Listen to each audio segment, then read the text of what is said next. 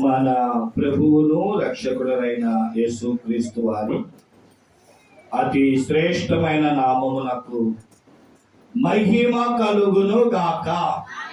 రెండు చేతులు పైకెత్తి దేవునికి స్తోత్రం చెప్పండి. అది చెప్పండి, గట్టిగా చెబుదాం. చాలా సంతోషం. ఈరోజు మట్టల ఆదివారము. యేసుక్రీస్తు ప్రభువారు శిలువకు తను తాను అప్పగించుకోవడానికి ఈ ఆదివారమున ఆయన యెరూషలేములోనికి ప్రవేశించారు. ఆయన యెరూషలేములోనికి ప్రవేశించినప్పుడు జకరియా 9:9 ప్రకారం, సియోను కుమార్తె,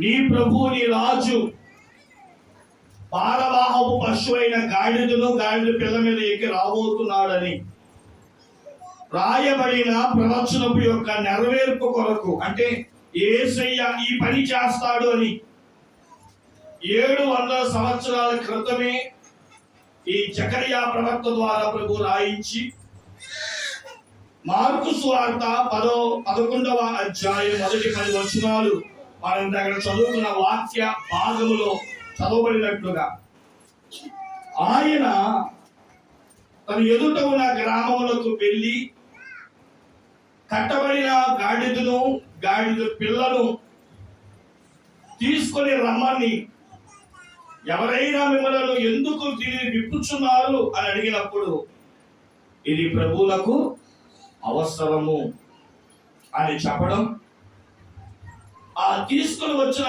గాడిదను గాడిద పిల్ల మీద వస్త్రములు కప్పి గాడిద పిల్ల మీద యేసుక్రీస్తు ప్రభువారు కూర్చోవడం, అక్కడ ఉన్న ప్రజలు సమూహముగా కూడి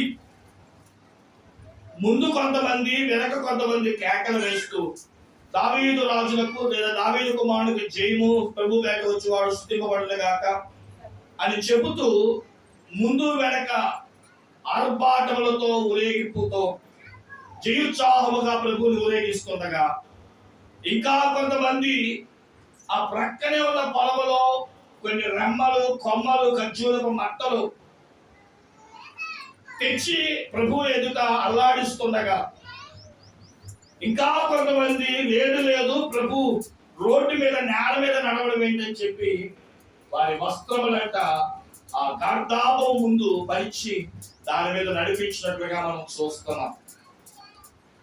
ఈ మట్టల ఆదివారం రోజున 5 విషయాలను చాలా ప్రాముఖ్యంగా మనం గుర్తుపెట్టుకుంటాం. 1, మన ప్రభువుని, 2, గాడిదను, 3, బట్టలను, 4, ఈ అంజూరపు కొమ్మలను, 5, ఆయన మధ్య ఊరేగింపుగా వచ్చిన ఆ పదాలను, అనగా ఆ మాటలను, జయోత్సాహముగా పలికిన మాటలను మనుషులు గుర్తుపెట్టుకుంటూ ఉంటారు. అయితే మరి కొంతమంది ఎక్కువగా ఈ మట్టల ఆదివారం రోజున నాలాంటి దైవ సేవకులు గాడిదల గురించిన విషయాలు ఎక్కువ చెప్తూ ఉంటారు. ఎందుకు అంటే, మానవుడికి గాడిదకి కొంచెం దగ్గర సంబంధం ఉంది. అది ఎంతవరకు నిజమో నాకు తెలియదు. ఒకవేళ తెలుస్తుంటే పెద్దవాళ్ళని అడగండి. ఏదైనా తప్పు చేసినా, తొందరపాటు చేసినా, కోపం వచ్చిన ఒక తల్లి గాని తండ్రి గాని అనే మాట, గాడిద కొడక, అడ్డగాడిద అంటూ సంబోధించడం మనం చూస్తాం. మరి ఇదెంత విడ్డూరమో నాకు తెలియదు, కానీ ఏదైనా ఒక పదాన్ని అడ్డు చెప్పాలి అంటే గాడిద గుడ్డేం కాదు అంట. మరి గాడిద గుడ్డ ఎప్పుడు పెట్టుతో నాకు తెలియదు. గమనించండి ప్రియమైన దేవుని బిడ్డలారా, బైబిల్ గ్రంథంలో స్వయంగా ఆయన దూత ద్వారా మనిషిని గాడిదతో పోల్చారు. ఆదికాండము 16వ అధ్యాయం 11వ వచనంలో,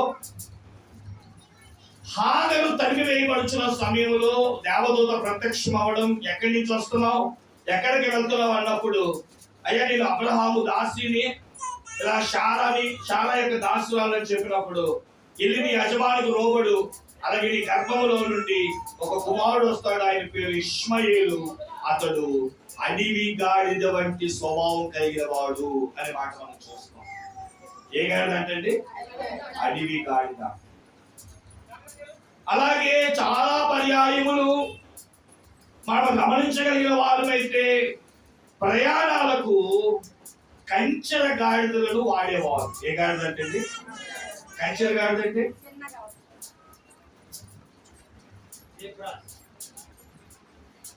దీన్ని క్రాస్ బీడింగ్ అంటారు. గుర్రానికి గాడిదకి క్రాస్ బీడింగ్ చేయడం వల్ల వచ్చిందే కంచెర గాడిద. ఇది గుర్రమా గాడిద అని గుర్తుపట్టలేము. కాబట్టి దాన్ని కంచెర గాడిద అంటారు. ఎందుకంటే కొంత గుర్రపు యొక్క అనుభవాలు కూడా ఉన్నాయేమో, ప్రయాణానికి ఎక్కువ ఉపయోగించడానికి ఈ కంచెర గాడిదలు వాడతారు. మీరు సమూయేలు 2వ గ్రంథం 1 రాజుల గ్రంథాలు చదివితే ఈ గాడిదలు కంచెర గాడిదలు ఎక్కువగా ఊరేగింపుకి, ఈ కంచెర గాడిదలు ఎక్కువ ప్రయాణానికి వాడేవారు.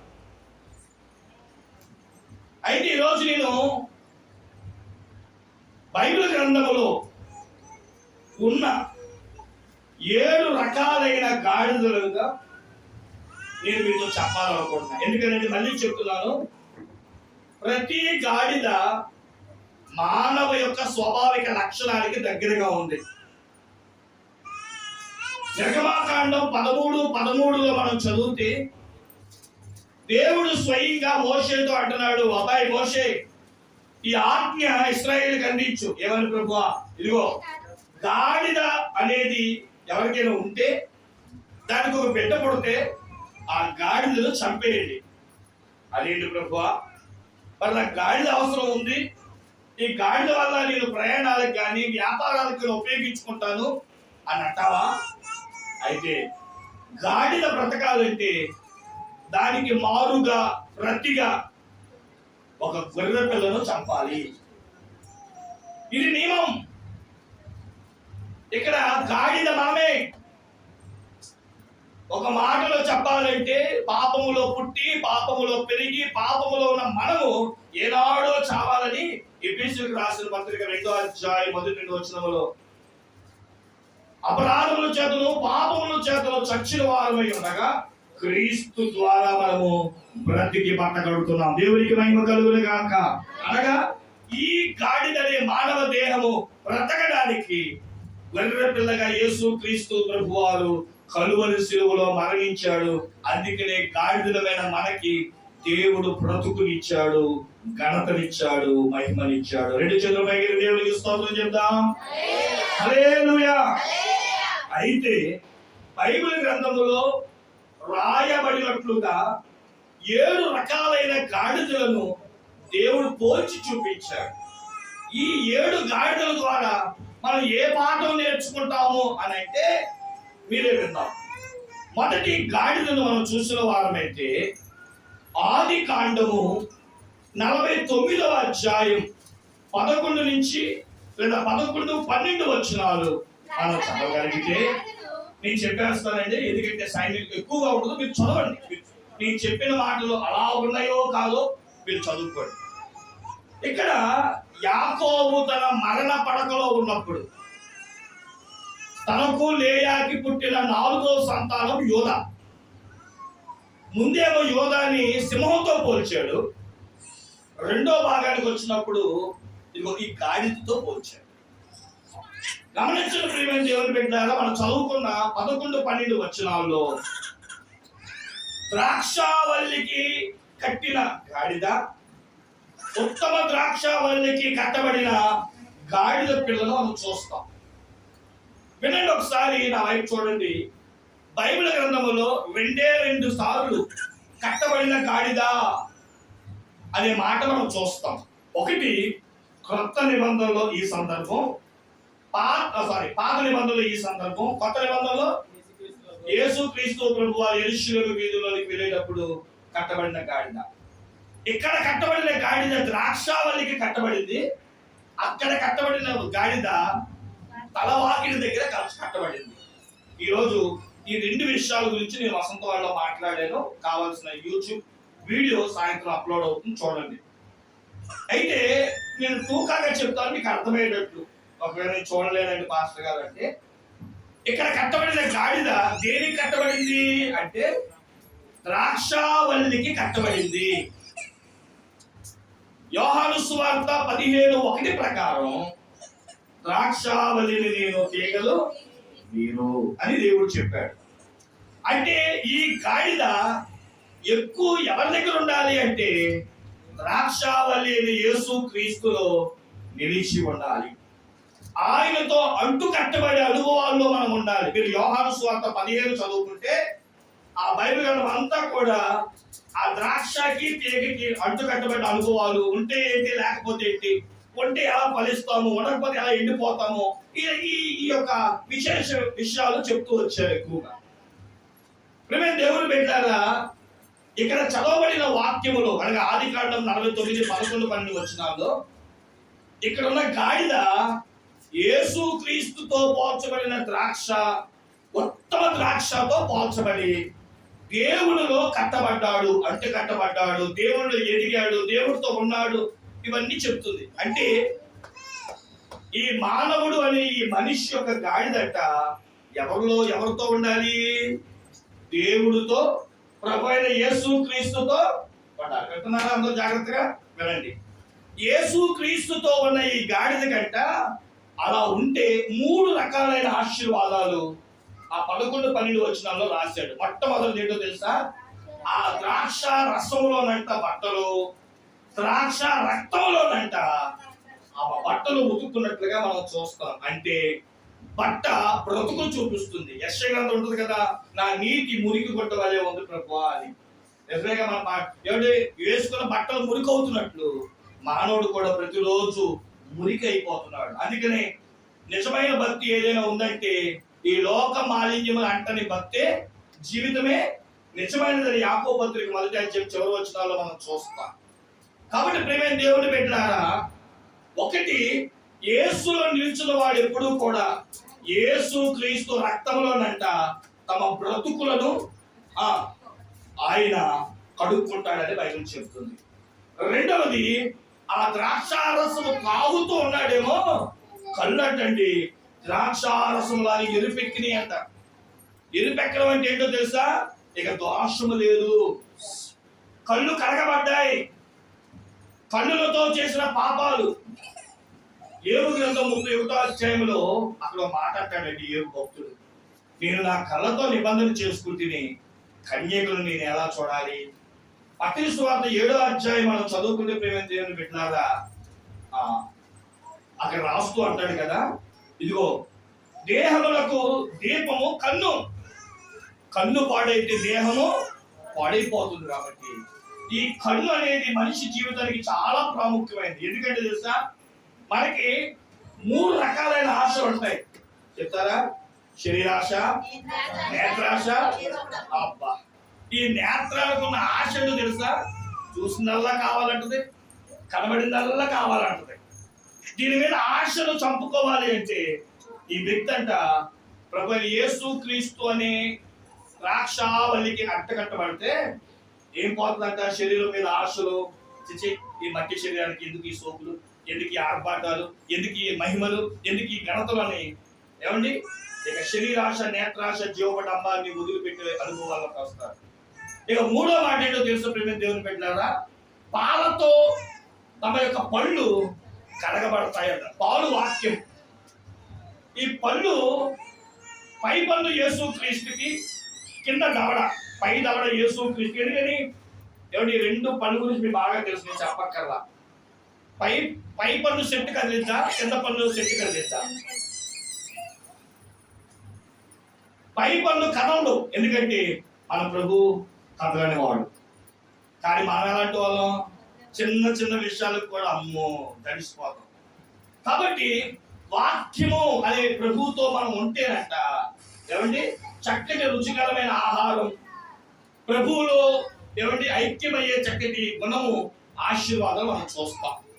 కాబట్టి మొదటి గాడిద మీరు ఏమని అనుకుంటారంటే క్రీస్తు అనే ద్రాక్షావళి లేదా ఉత్తమ ద్రాక్షవల్లికి కట్టబడిన గాడిద అనే మాట మనం చెప్పుకోవచ్చు. ఈ మనుషులందరూ కూడా దేవుని పనిలో బలముగా వాడబడాలి అంటే ఎవరితో ఉండాలంటే ఎక్కువగా నువ్వు ఎవరిని ఎక్కువ ప్రేమిస్తావో వాళ్ళతోనే ఉంటావు. మీరు ఎక్కువ ఫోన్ ప్రేమిస్తే ఎక్కువసేపు దేంతో ఉంటారు? టీవీని ప్రేమిస్తే ఇంకా వాక్యాన్ని ప్రేమిస్తే వాక్యంతో, దేవుడిని ప్రేమిస్తే దేవునితో ఉంటాం. కాబట్టి ఈ గాడిదానికి లోబడిన మనిషి ఈ మట్టల ఆదివారం రోజుని గుర్తించాల్సిన మొదటి అనుభవం ఏంటంటే, నేను క్రీస్తుతో ఉన్నానా, అడ్డు కట్టబడ్డానా, క్రీస్తులో నాకు నా గుణం ఏంటి, స్థానం ఏంటని ఒకటి ప్రేమ దేవుని బిడ్డలారా ఉత్తమ ద్రాక్షవల్లికి కట్టబడిన గాడిద వలె మనం ఉందుముగాక.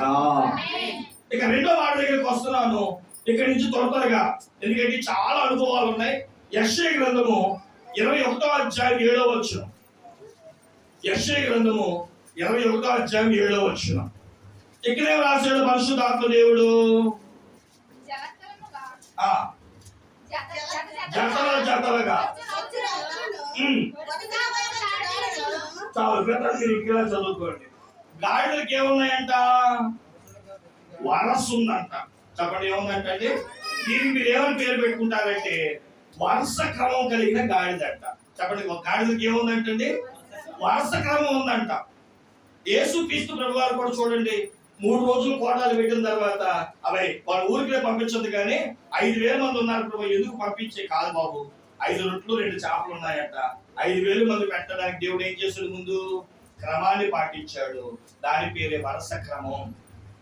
ఈ మానవుడు అనే ఈ గాడిదకు కూడా దేవుడు ఒక వరుస క్రమాన్ని పెట్టాడంట. చదువుతారా మాట? సంఖ్యాకాండము 2వ అధ్యాయము 17వ వచనం. త్వరగా చదవాలి, చాలా విషయాలు మాట్లాడుకోవాలి ఈరోజు. సంఖ్యాకాండం 2వ అధ్యాయము 17.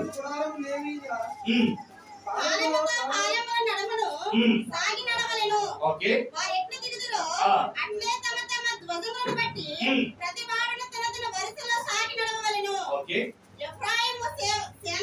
చూడండి నా వైపు చూడండి. ఇశ్రాయేలు ప్రజలకి ఒక క్రమం ఉందంట. ఏంటి ఆ క్రమం అంటే, ఇప్పుడు దేవుడు ఆ ప్రత్యక్ష గుడారం అంతా అయిపోయిన తర్వాత, చేసేసిన తర్వాత, దేవుడు ప్రత్యక్ష గుడారాన్ని స్థిరంగా ఏర్పాటు చేయాల. అందుకని ప్రత్యక్ష గుడారాన్ని టెంట్ రూపంలో కట్టించి ప్రయాణం దేవుడు ఆగాడు అనుకోండి, మేఘం ఆగింది అనుకోండి, వెంటనే ఏం చేసేవాళ్ళు? మళ్ళీ గబగబా టెంట్ వేసేసుకొని దాని చుట్టూ వాళ్ళంతా గుడారాలు వేసుకునేవారు.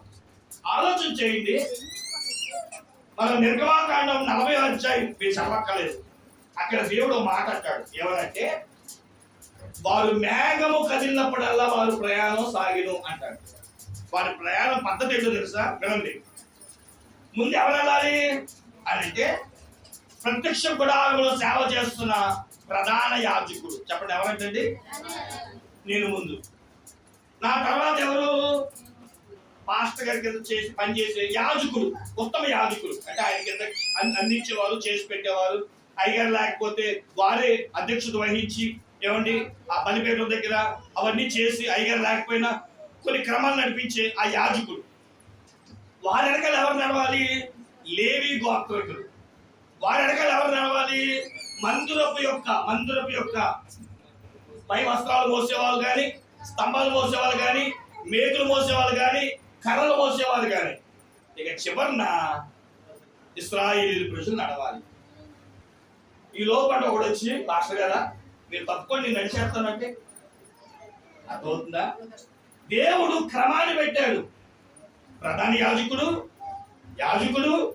లేవీయుడు, మందిరం పనిచేసేవాడు, తర్వాత ఇశ్రాయేలీయులు. అలాగే ఎవరి పని వాడు చేయాలి. చెప్పండి ఏం చేయాలి? నా పని మీరు చేస్తానంటే సుందరగా, నాకో పని అప్పగించాడు సేవ, అది నేను చేయాలి. మీకో పని అప్పగించాడు, అది.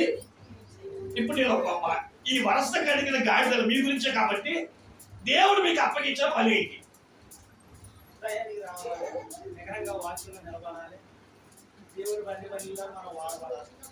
అయ్యి ఎందుకు? చదవండి. 2వ దినవృత్తాంతముల గ్రంథం 31వ అధ్యాయం 2వ వచనం.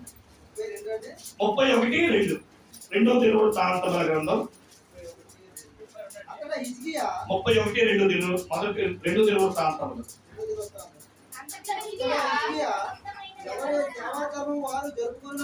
చాలు, మీ అందరికి దేవుడు ధర్మం ఇచ్చాడట. చెప్పండి, దాని పేరేంటి? సేవా ధర్మము. చెప్పండి, అందరూ నాకు మాట్లాడండి. సేవా ధర్మం అంటే పాస్టర్ గారికి మనం చెయ్యాలా? మీ అందరికీ ఆగస్టు 10వ తారీఖు రాగానే తైలాభిషేకం చేస్తాం. మిమ్మల్ని ఏమంటావు? మీ పెద్ద పాస్టర్, మీరు కూడా పాస్టర్. ఓకే, ఇప్పుడు దేవుడు మీకు ఒక ధర్మాన్ని నేర్పాడంట. దాని పేరేంటి? ఈ వరుస కలిగిన గాడిదకి ఈ క్రమం తెలియాలి అని మీకే. ఇప్పుడు చెప్పండి, మీకు ఇచ్చిన దేవుడు సేవా ధర్మం ఏంటి? ఎవరు చెప్తే చాక్లెట్ ఇస్తా.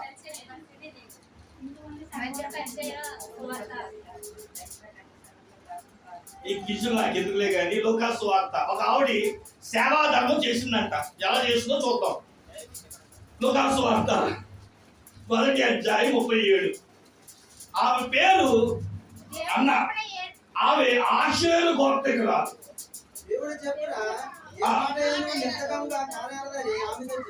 లూకాసు సువార్త నేను తప్పు చెప్పాను. లూకాసు సువార్త 2వ అధ్యాయం 37.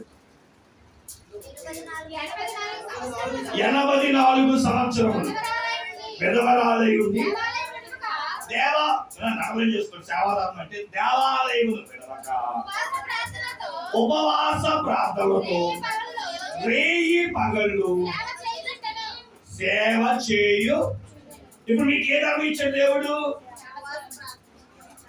సేవాధర్మం ఇచ్చాడు. సేవాధర్మం అంటే ఏంటంట? రేయి పగలు, కుదిరితే ప్రార్థనలు, ఇంకా కుదిరితే ఉపవాస ప్రార్థనలతో మీరు దేవుని మందిరంలో సేవ చేయాలి. ఇప్పుడు చెప్పండి, మీకు దేవుడు ఇచ్చిన క్రమం ఏంటి? కుదిరితే ఉపవాసం ఉండండి, ఇంకా కుదిరితే ఉపవాస ప్రార్థనలతో మందిరాన్ని విడవకుండా మీకున్న సమయాన్ని బట్టి మందిరానికి వచ్చి మీ క్రమాన్ని మీరు చెయ్యాలి. అబ్బాయి గాడిదలారా విన్నారా?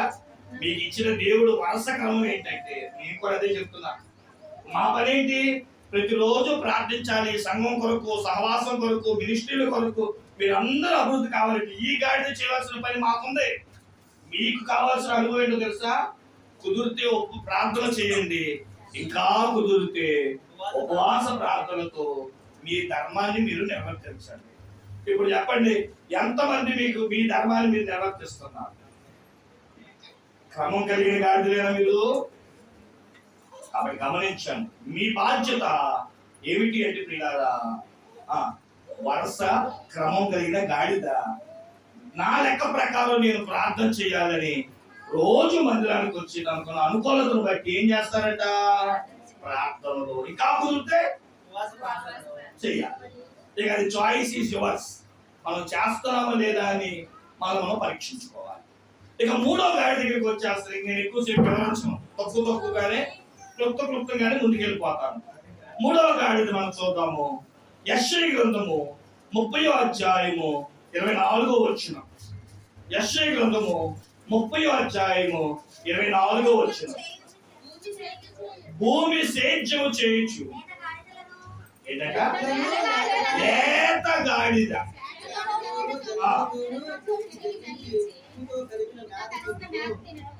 అయిపోయిందా? నా వైపు చూడండి, ఏం చెప్తాను. ఇక 3వ దాని పేరు ఏంటంటే లేత గాడిద. చెప్పండి ఏంటంట? లేత గాడిద అన్నాడంటే ఏంటి అర్థం? బాబు బయట ఉన్నాలో మీరు నాకు కనబడుతున్నారు బాగా, వినండి చాలా జాగ్రత్తగా. ఓకే, లేత గాడిద అంటే అర్థం ఏంటంటే ముదురుకు కూడా ఉందని. ఏంటని? ఈ ముదురికి లేతకి ఏమైనా తేడా చెప్తారు మీకు? ఏమైనా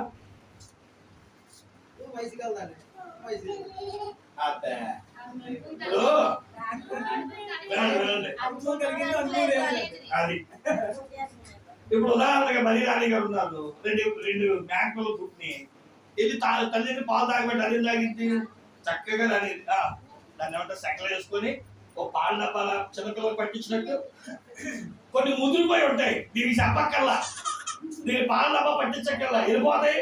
తల్లి దగ్గర పాలు తాగేది. ఇక్కడ సరే పట్టి చాలా జాగ్రత్తగా. లేత గాడిద అంటే ఎప్పుడు ప్రభు దగ్గర నుంచే, దైవజనుల దగ్గర నుంచే, దేవుడి దగ్గర నుంచే నాకు ఏదైనా తెలియాలి, వాళ్ళు నాకు నేర్పాలి అంటే నేర్చుకునేది లేత గాడిద. ఏంటంట? నేర్చుకునేది లేత గాడిద. నేర్చుకోకుండా నాకు అన్నీ తెలుసు, నేను అన్ని చేసేస్తా అనేది ముదురు గాడిద. దేవుడికి స్తోత్రం చెప్పండి. అది లేత దానికి ముదురు. ఇప్పుడు మీరు లేత గాడిద ముదురు గాడిద దాన్ని మీరు అడిగారు అనుకోండి, నేను అడగట్లేదు, మీరు అనుకోండి. గమనించండి, లేత గాడిద అంటే ప్రతి రోజు దేవుడు నాకు ఏం నేర్పుతాడా, నేనేం నేర్చుకోవాలా అనుకుంటుంది. ఎప్పుడు దేవుడి వైపే చూస్తుంది, ఆయన కను దృష్టి దేవుడి వైపే. బైబిల్ గ్రంథంలో లేత అనేది చాలా ఉన్నాయండి. యెషయా 53:2 లేత మొక్క, ఏమండి? అలాగే ఆదికాండం 18:2 లేత దూడ మాంసం పెట్టాడు దేవుడు అబ్రహాము. అలాగే లేత గడ్డి, లేత వయసు ప్రాయము, ఇలా చాలా లేత ఉన్నాయి. లేత అనే దాని మీద ఒక ప్రసంగం చేయొచ్చు, కానీ ఇప్పుడు వదిలేండి. లేత గాడిద నేర్చుకునే గాడిద. అందుకని దానికి లేత ఏంటో తెలుసా? ఉప్పు కలిపిన ఆహారం. చెప్పండి, ఏం కలిపిన ఆహారం? ఉప్పు యేసుక్రీస్తుకి సాదృశ్యం. మన లోకములకు ఉప్పు అయి ఉన్నామని కొలసీ పత్రిక 4:4 మీ మాటలు ఉప్పు వలె ఉండాలని బైబిల్ చెప్తుంది. కాబట్టి మనమందరూ కూడా మొదటి గాడిద ఏం చెప్పుకున్నాం? ద్రాక్షావల్లికి, ద్రాక్షావల్లికి కట్టబడిన ఏం కాదు గాడిద. రెండవది వరుస క్రమం కలిగిన గాడిద. మూడవది లేత గాడిద. ఇక నాలుగవది చూడండి, త్వరగా చూద్దాం. యెషయా గ్రంథం 1:2.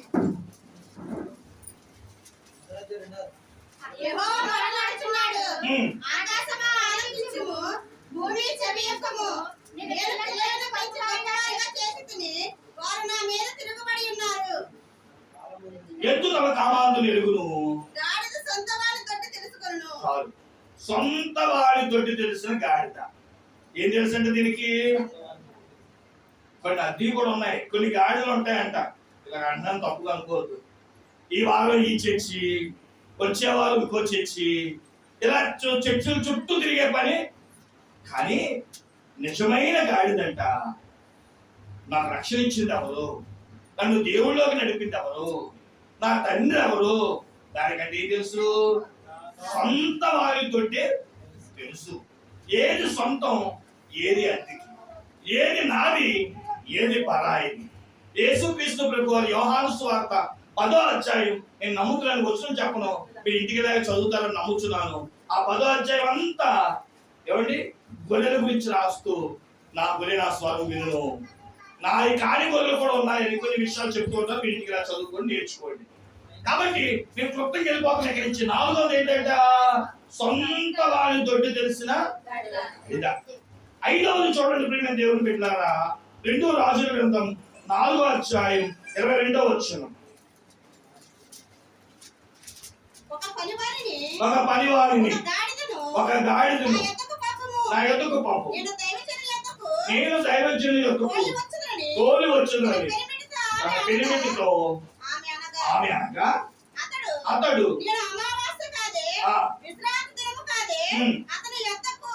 ఎందుకు పోవదునని అడుగగా ఆమె, నేను పోవట మంచిదని చెప్పి గాడిదకు కంత కట్టించి తాను ఎక్కి తన పనివానితో శీఘ్రముగా తోలుము.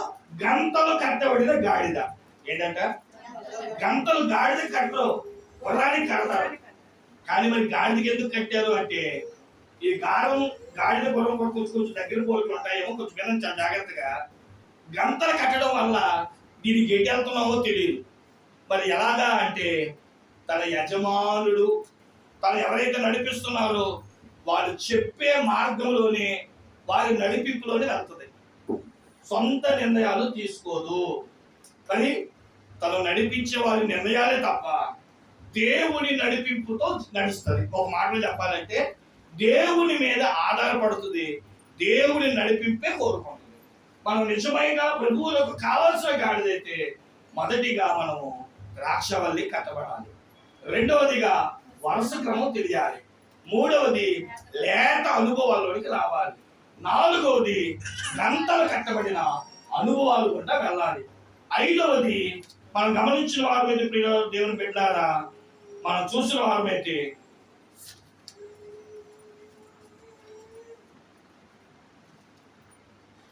సంఖ్యాకాండం 22వ అధ్యాయము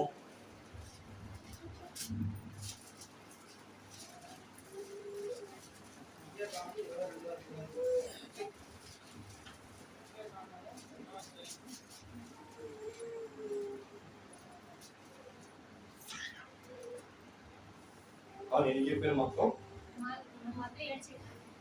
మొత్తం ఒకటి ద్రాక్ష వల్లి కట్టబడడం, వరుస క్రమం, మూడవది లేత, నాలుగవది గంటలు కట్టబడడం, ఐదవది నడిపి అదే సొంత వారి దొడ్డను తెలుసుకోవాలి, ఆరవది సంఖ్యాకాండం. చెప్పలే రాసుకున్నాం కూడా. ఓకే, సంఖ్యాకాండం 22వ అధ్యాయం చదివితే విన్న నా వైపు చూడండి, మీకు అర్థమైపోద్ది. ఇశ్రాయేలు ప్రజలు దేవుడు ఐగుప్తు నుండి కానానికి నడిపిస్తున్నాడు. వారు ఒక మైదానానికి వచ్చారు. ఆ మైదానంలో బాలాకు అనే ఒక రాజు పరిపాలన చేస్తున్నాడు. ఆ రాజు ఇశ్రాయేలు ప్రజల గురించి విన్నాడు. అమ్మో, వాళ్ళ దేవుడు గొప్ప దేవుడు, మనం వాళ్ళు ఏమీ చేయలేం. మరి ఏం చేయాలి? ఇంకో మాట కూడా ఉన్నాడు. అదేంటంటే, ఆ ఊర్లోనే బిలాము అనే ఒక ప్రవక్త ఉన్నాడు. ఆయన ఏం పలికితే చెప్పాలి ఏం పలికితే అదే జరిగింది. కాబట్టి పిలిపించాడు, శపించమని కౌలు పంపించాడు. 2 సార్లు దేవుణ్ణి అడిగిన వద్దంటే 3వసారి దేవుణ్ణి బతిమలాడగా వెళ్ళమన్నాడు. అక్కడ రాయబడుతున్న మాట మనం చదువుకుంటే సంఖ్యాకాండము